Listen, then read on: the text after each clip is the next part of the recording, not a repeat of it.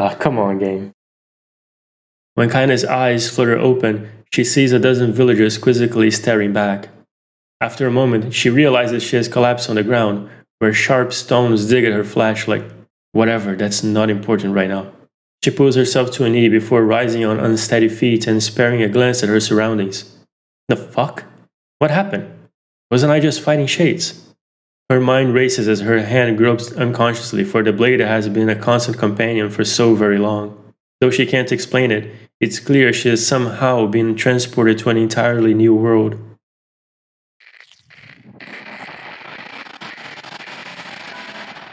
Well, not entirely new. She recognizes the hawk-shaped weather vane twisting slowly in the wind above her, as well as the small, round homes with wisps of smoke drifting into the air. And of course, there are the villagers currently staring at her with a mixture of fear and disgust. Oh yes, they are a familiar sight indeed. She is in the area. She is home. Is something the matter, girl? Kaine spins around at the voice and sees a woman ravaged by time. Her narrow hips barely seem strong enough to hold her body upright, while the shawl wrapped around her thin frame appears ready to fall apart at any moment. Grandma? Is that really you? Her grandmother's eyes grow almost comically wide before blinking several times in succession. What's wrong, you fool girl? Is your head lost in dreams? Dreams? Could this be a dream? But it feels so real. But she's dead. Grandma is dead. I watched that goddamn shade kill her. If this isn't a dream, how the hell is she here? Unless those shades killed me too. That must be it. I'm dead. I'm dead and this is... Oh, stop with that nonsense already. Kaine flinches as her grandmother raises a hand in the air, expecting pain to come as a correction for her foolishness. But instead of a blow, her grandmother simply places the hand upon her granddaughter's cheek. The warmth of it instantly spreads from her cheek to her face, before filling her entire body with a kind of beautiful light. What's wrong, girl? Asks her grandmother. Are you upset? Do you want to go home? Kaine feels tears coming up to her eyes and struggles to hold them back. Though she still has no idea what is happening, she knows one thing for certain. This is her grandmother. Sorry, Grandma. Not sure where my head was at there. Well, just make sure you keep it attached. Her grandmother chuckles as she pulls her hand away. Maybe this is a dream. Or maybe I am already dead. I don't know. But either way, I'm not alone. As long as Grandma is with me, that's enough. Didn't I just tell you to stop spacing out, girl? Her grandmother says with a cackle. Here now, hold this. She hands Kaine a large sack filled to bursting with all manner of fruits and vegetables. Damn, Grandma, this is a lot. Well, it's important to treat yourself every now and again. Besides, these villagers may hate us, but the bastards are more than willing to take our money. We will lend support as we can, even if they have to hold their noses while we do it. Her grandmother trails off as if trying to remember something, then slowly turns around. Well, what do you know? In all that excitement, I forgot to buy my medicine. A faint smile wavers on her face for a moment, before vanishing into a lifetime's worth of crevices and wrinkles, causing Kaine to take a concerned step forward. No, Grandma, that's fine. You'll go home and rest. I'll get the medicine. Her grandmother hesitates, clearly trying to weigh her own need for rest against her granddaughter's odd behavior of a moment before. Before she can start to argue, Kaine charges ahead, ignoring the small voice in her head that's telling her what a bad idea all of this is. Really, Grandma, it's fine. Go home, I've got this. She pulls her grandmother's ancient wallet from her fingers, an act that requires a surprising amount of strength. Besides, you know how stubborn I am. Once my mind is set, there is no changing it. I wonder where you get that from. Seeing that further argument would be useless, her grandmother slowly turns and begins the long journey home. Kaine watches the figure recede from her vision, waiting for what seems an eternity to ensure everything is alright. Once the frail shadow finally vanishes over the horizon, she turns on a heel and makes for the apothecary. "Oh there," says the elderly apothecary as Kaine enters the store. "Here for Callie's medicine, are you?" Though few villagers had ever bothered to learn her grandmother's name, she and the apothecary were old friends. Perhaps that was the reason he'd always shown her kindness when so many others did not. Yeah, if it's not a bother." The shopkeeper immediately sets about his work, deftly putting bottles and herbs from the shelves and mixing them with a practiced hand. Soon, a peculiar smell begins to drift through the store, one that immediately reminds Kaine of her childhood. "There you are," says the apothecary as he holds out a small cloth bag. "Sorry for the wait." "Oh, and say, that's a fine portrait you drew of your grandmother. Looks just like her, so it does. Honestly, I've never seen Kali so over the moon about anything. She brags about it every time she stops by. You saw that? Says Kaine, her eyes narrowing. Said portrait was something she had whipped up one day after getting her hands on some crayons. And to call it rough would be an act of purest generosity. The idea her grandmother was displaying it around town makes Kaine's stomach want to sink down to her feet before slinking off into a hole somewhere. You bet I saw it, the pleased apothecary says. She brought it all the way here just to show me. My, but it's been a long time since I've seen something so wonderful. Kaine's mind begins to roll. The picture was shit. She was sure it was shit. And yet, the man's reaction displayed the exact opposite opinion. Is he just being nice to me? The apothecary, as if sensing her skepticism, doubles down. I could really tell you put your heart into it. It was simply wonderful. Thanks, offers Kaine, who just wants the entire conversation to be over. She briefly considers how she's going to make her grandmother cease her little traveling art show, but then realizes that train has likely left the station. Shaking her head to banish her increasingly shrill thoughts, she grips the bag of medicine tightly and turns to leave. But just as she reaches the door, she hears a loud thud from somewhere back in the shop. Kaine turns around to see the apothecary crouching on the floor. Hey there, you okay? When the man does not reply, Kaine moves toward him. She assumes he just slipped on something, or perhaps hit his head on one of the low-hanging shelves in the crowded shop. But the moment she draws close to him, she hears him begin to scream inside her mind. My leg, my leg, my leg, my leg, oh god, where is my leg? Panicked, Kaine looks down and discovers the man's leg is gone. Help me, screams the voice in her head. Help me! As Kaine looks on in horror, the man's fingers begin to shimmer and vanish. He reaches out for her with his other hand only to find that it too is no longer there. Soon his arms go, then his legs, then the side of his face warbles out of existence, causing a stray eyeball to roll out of its socket and onto the floor. Help, says the voice, if it could even be called that anymore. I can. A moment later, what remains of the pitiful shopkeeper collapses into a heap of ash, releasing a small puff into the suddenly silent air. As Kaine stumbles back in horror, she hears a cacophony of terror rising up outside. Oh god, what's happening? My arms, where are my arms? Why can't I see? Kaine bursts out of the store and finds herself in a nightmare. Homes luff off the side of cliffs, taking out pieces of scaffolding as they fall. Screams echo out everywhere, creating an opera fit for hell. Villagers running mad circles before exploding into dust, their clothing drifting this way and that as it floats untethered through the air. As she stares at the scene, wide-eyed, a single thought suddenly inserts itself into the forefront of her mind. Grandma. Kaine breaks into a run, the crumbling road around her suddenly forgotten. She leaps from one piece of falling debris to the next, using them as stepping stones to cross a road that is increasingly losing cohesion. As she continues her mad dash, flocks of ash are blown into her face. Her mouth, her eyes, ash, ash, ash, ash. Buildings and people, all reduced to so many cinders in the wind. Soon she arrived at her childhood home. It was once a place filled of precious memories, a place she regarded as an oasis in an increasingly mad world. But now, it is nothing but a pile of ash. As she gapes unbelievingly at the sight, a faint sound suddenly reaches her ears. Kaine. She's alive, Grandma's alive. With a speed born out of panic, she leaps into the giant pile and begins shoving it aside. It stings her eyes and burns her lungs, but she continues on, heedless of the danger. Finally, she pulls a small, blackened form out of the darkness. Come on, Grandma, she whispers. We're getting out of here. Without waiting for a response, Kaine gathers her grandmother in her arms and breaks into a mad run, hoping to escape the chaos. But a wave of ash has become a tsunami, and before she can make it more than a few desperate steps, he reaches out with a cruel hand and overwhelms them. Kaine stumbles and falls, sending her and her grandmother tumbling into the ashes. One glance at her feet is enough to reveal the culprit. Her right leg has vanished at a point just below the knee. Oh, it'll take more than that to stop me, mutters Kaine, as she slings her grandmother over her shoulder and begins to crawl away. We're going to make it, we're going to live. As she crawls, her grandmother seems to grow lighter, as if trying to magically reduce the weight of her own burden. And as Kaine continues to struggle, she hears a small, soft voice enter her ear. Thank you, Kaine, thank you. As the voice drifted away, the last of the pile of ash that used to be her grandmother drifts away on a soft breeze. Kaine screams, an impossibly sad and lonely sound, and begins trying to pull the ashes back to her. This can't be happening, it can't be happening. But the ashes are mingling with all the other detritus from the collapsed village, and soon she can no longer tell which particles belong to who. Come on, come the fuck on already.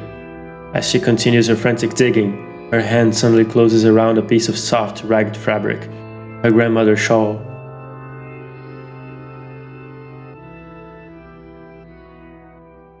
I knew this place was a lie. I knew it, and I still couldn't do anything. I couldn't save anyone. I couldn't even escape. I just felt the peace in the place and I accepted it. I wanted it. That's why there was nothing here. No reason to live. No goal. No anything. So this is why I'm... Say. Suddenly, a new voice entered Kaine's world. I say, can you hear me? After a moment, the voice calls out again. Louder, clearer. Now then, you wish to get him back, Him, replied Kaine. Who are you talking about? For the love of all the heavens, I always did know you were a handful. Though the voice immediately begins to grate on Kaine's nerves, there is something else as well. A kind of warmth, almost a familiarity. Are you truly so daft that you have already forgotten one of your beloved traveling companions and friends? Says the voice, which causes something deep in Kaine's memories to surge forth. That's right, I had friends, and I was fighting to get one of them back. At this realization, a blinding, radiant beam of light shoots out across the ash-covered world. Covering her eyes with one trembling hand, Kaine reaches for it. Do hurry back now, hussy.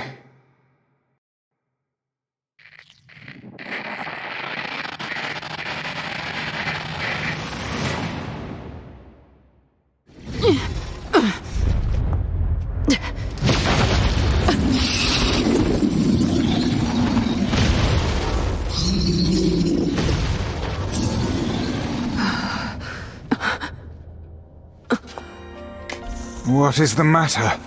Do you still not remember?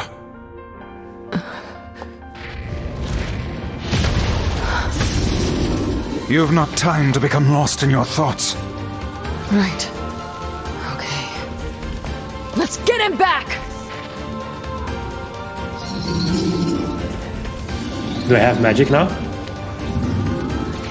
I see. The power of Grimoire Wise grants you the use of magic, yes? Use my magic to topple the beast. I presume you know how to use magic, yes? Then give us a show, hussy! I don't need your help to take out this goddamn fuckwaffle!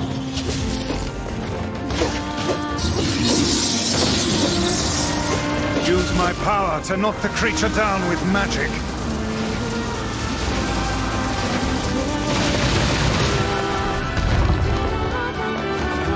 Well done! Now clobber the beast! Let's fuck it up good!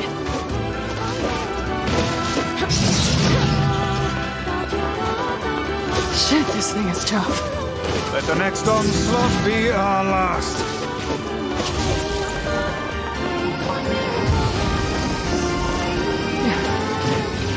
Hey, Vice. Yes? Thanks.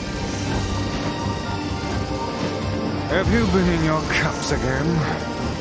Fuck your face. Ah, that's more like it.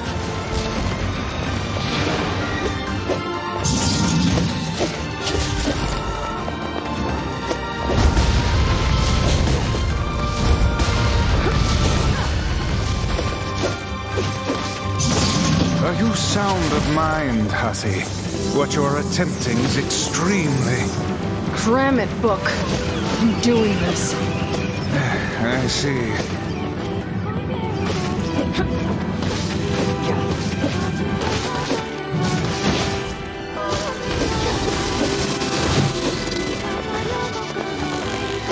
Let not your resolution waver before mere illusions again, hussy. Don't worry. I'll do what needs to be done.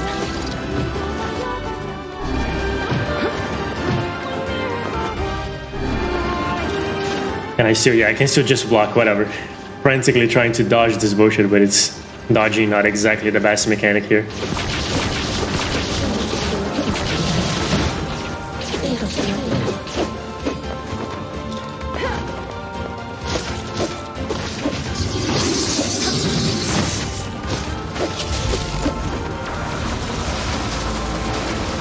Let's do this. Let's dark lens it up.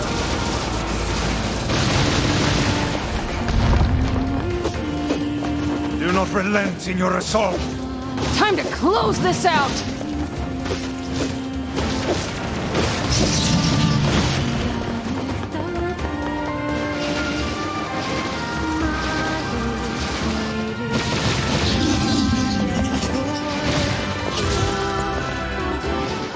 This is bullshit again. Can I do something about this? No, I can't. Just try to not die. Ooh. Try harder. Try harder not to die.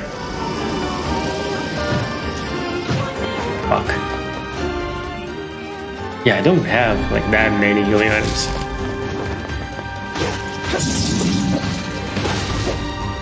Let us finish this.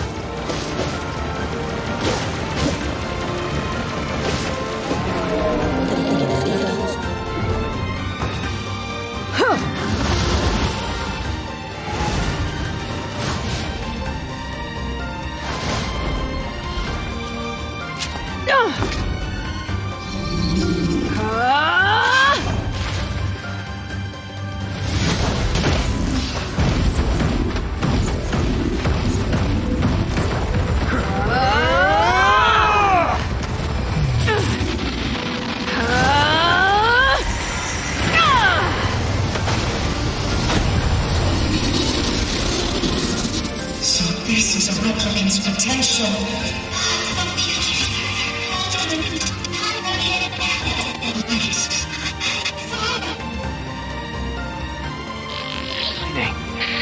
Don't go.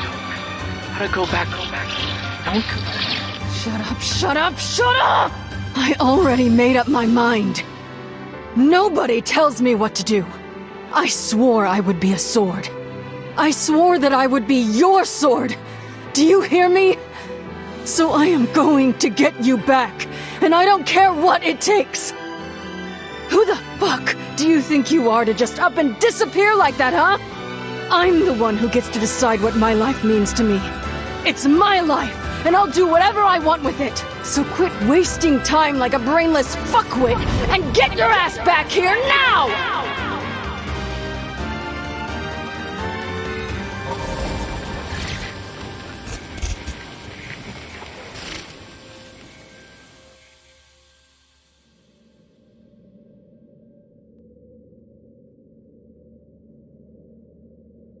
Oh, it's child protagonist. Ooh. Kinda, I hope you do the right thing and wait a few years before you jump on it. Let's see. Do you want to recover the person you cherish? If you choose this option, your current save data will be erased, and the data deleted in ending D will be restored. Are you sure about this? Yep. Once your save data has been restored, this save will be erased. So you can only choose this option once. Are you really sure? Yeah, sure. Are you really sure about this? What is the name of the person you cherish? I have to type the original one, right? Yeah. The correct name was entered. That is awesome. All save files will be restored.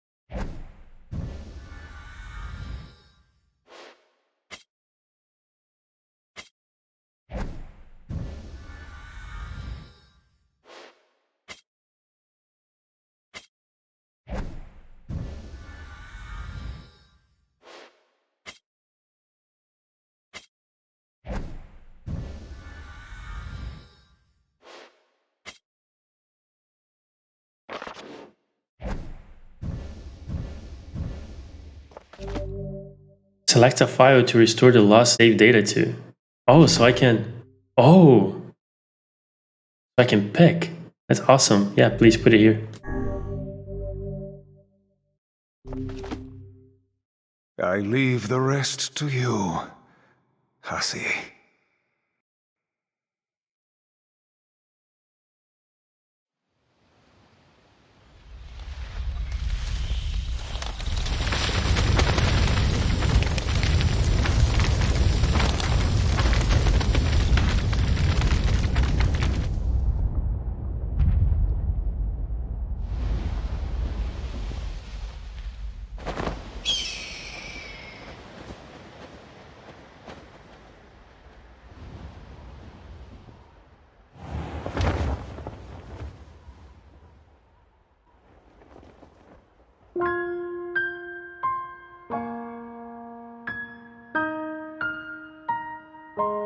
Our journey may have been meaningless.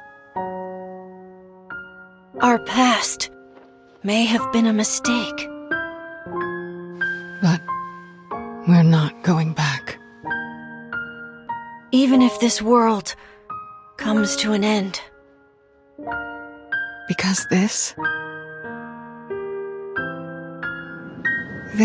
is the world with the people we cherish.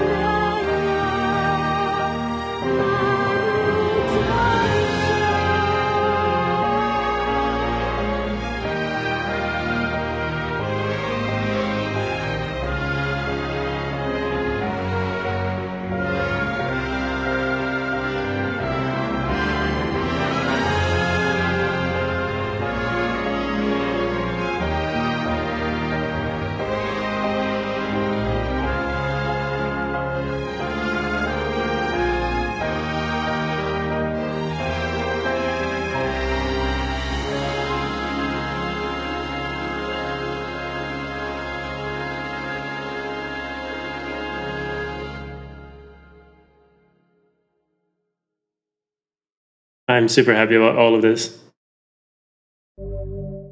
A parting greeting has been added to the options menu. Oh. Visit the woman's house to acquire a new weapon.